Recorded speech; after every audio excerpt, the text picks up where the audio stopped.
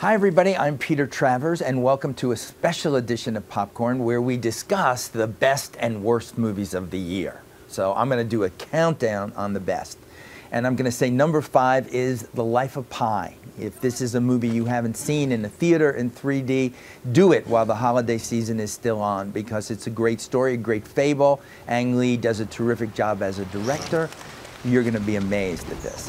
Number 4 is Silver Linings Playbook, a movie that I think will get nominations for Jennifer Lawrence, Bradley Cooper, Robert De Niro, about kind of mentally challenged people who fall in love. Don't let anybody tell you anything more about it because there's a lot of surprises in it. Number 3, Lincoln, Steven Spielberg's epic, which people are screaming should win every kind of Academy Award, starting with Daniel Day-Lewis, who plays Lincoln. And according to rumor, more than rumor, even reporting, he never came out of character. He was Lincoln 24/7. Well, it seems strange, but it pays off when you see this movie. Number 2 movie of the year is Zero Dark 30. This is Catherine Bigelow's follow-up to The Hurt Locker, in which she deals with the hunt for Osama bin Laden, seen through the eyes of a CIA agent played by Jessica Chastain, played brilliantly by Jessica Chastain. Here's suspense, here's truth, here's everything you want a movie to be, none of the usual Hollywood bull. And number 1, I'm choosing The Master, Paul Thomas Anderson's movie that I know people can throw things at me, they can be angry, people that see this and don't like it, really don't like it, and threaten me on the street. And I say you people are wrong. Go watch Joaquin Phoenix give this incredible performance of his career, even though he seems to be going a little nuts and screaming at people about, I don't want Oscars, they're all bull. Philip Seymour Hoffman as the Master, Amy Adams as the Master's wife. Everybody in this movie is doing something extraordinary. So I'm going with the year's most divisive movie as the best picture of 2012. You know, you can't talk about a movie year without talking about the movies that made the money. What were the box office hits? And the biggest box office hit is The Avengers. The Avengers was actually, I think, a good piece of pop escapism. It wouldn't be on my 10 best list anywhere, but it nonetheless brought together all those Marvel superheroes as one. And I think Robert Downey Jr. as Iron Man, and to see what Mark Ruffalo does with the Incredible Hulk was really a kick. Josh Whedon is a guy who knows his way around this kind of a movie.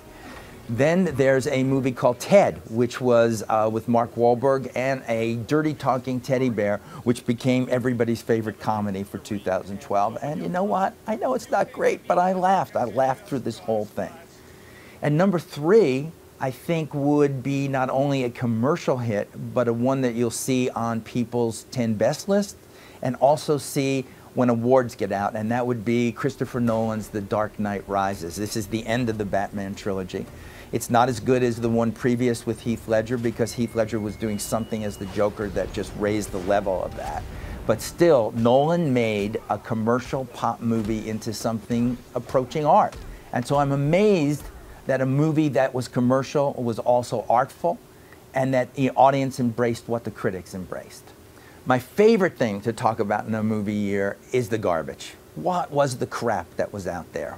I mean, there was so much. I could sit here for an hour and do 100 movies, but I'm not going to do that. I am just going to pick on 3 horrendous ones. Number 3, Cloud Atlas. What was going on? They've got Tom Hanks, they've got Halle Berry, they've got the Wachowskis, the Matrix people.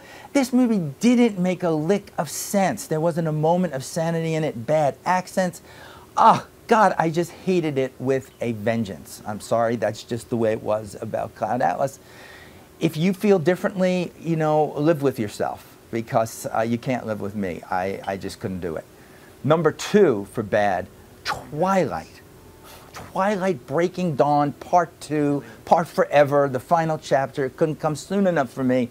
Please, how is this so successful? Kristen Stewart, Rob Pattinson, their own off-screen drama where they broke up for a while was more dramatic than anything in this pathetic movie with the worst special effects. They're kind of vegan vampires. They don't do anything. Why are you people interested in this? Blech! Okay. Number 1, worst movie of 2012 has to be Battleship. Battleship is a movie that seems like it was directed by Michael Bay, who did me a favor and didn't make a movie in 2012, but he forced Peter Berg, usually a good director, to come in and make this horrible movie out of a game that made no sense, with the worst acting ever in the world. And if you should see this, or somebody says, let's watch Battleship tonight on Netflix, you tell those people that they are not your friend, and say the word Battleship only when you go, it's horrible. It is horrible. And I am Peter Travers.